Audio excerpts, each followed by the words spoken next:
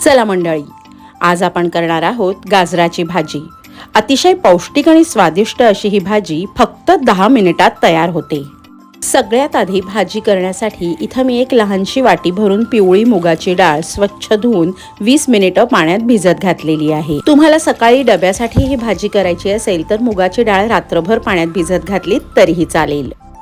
भाजी फोडणीला घालण्यासाठी इथं मी जाड बुडाच्या बिडाच्या कढईत 2 टेबलस्पून तेल गरम करून घेतलंय आणि त्यात मोहरी, जिरं, हिंग आणि हळदीची खमंग फोडणी करून घ्यायची आहे। फोडणीत 10-12 कढीपत्त्याची पानं घातली आहेत आणि 6 ते 7 हिरव्या कंच तिखट मिरच्या या अशा स्लिट करून घातलेल्या आहेत। या भाजीत आपण इतर कुठलेही मसाले घालणार नाही आहोत, त्यामुळे हिरव्या मिरच्या घालताना हात आखडता घेऊ नका। मिरच्या 1 मिनिटभर परतून घेतल्यानंतर फोडणीत कांदा घालायचा आहे आणि कांदा सुद्धा मध्यम आचेवर चांगला लालसर होईपर्यंत परतून घ्यायचा आहे। या भाजीसाठी 2 मोठे कांदे बारीक चिरून घातलेले आहेत। 2.5 ते 3 मिनिटात कांद्याचा कच्चेपणा निघून जाईल आणि तो हा असा लालसर दिसेल।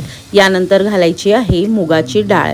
डाळीतलं सगळं पाणी काढून टाकलेलं आहे आणि आता ही डाळ आपण फोडणीत घालूया आणि 2 मिनिटं परतून घेऊया। डाळीचं प्रमाण कमी अधिक झालं तरीही भाजीच्या चवीत विशेष फरक पडत नाही, तरीही डाळ थोडीशी जास्तीचीच घाला, तेवढाच आपल्या शरीराला जास्तीचा प्रोटीन्सचा खुराक मिळेल। आणि आता आपण यात घालणार आहोत अर्धा किलो गाजर। गाजर स्वच्छ धुवून पुसून त्याची सालं काढून किसून घेतलेले आहेत। मंद आचेवर डाळी बरोबर गाजर 2 मिनिटं परतून घेऊया। आपली जी लाल बुंद देशी गाजरं असतात त्यांना फार सुरेख गोडूस चव असते।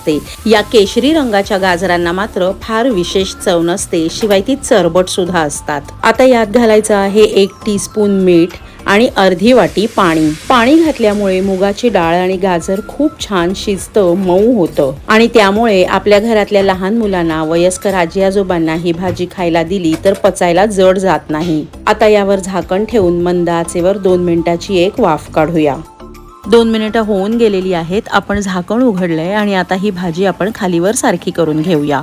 एका वाफेतच मुगाची डाळ आणि गाजर छान शिजलेलं आहे। आता यावर थोडासा लिंबाचा रस घालायचे, थोडीशी ताजी हिरवी कोथिंबीर घालायची आणि पुन्हा एकदा मिक्स करून घ्यायचंय। आंबट तिखट चटपटीत अशी ही भाजी चवीला अतिशय उत्तम लागते, म्हणूनच माझ्या सांगण्यावरून एकदा नक्की ट्राय करून बघा।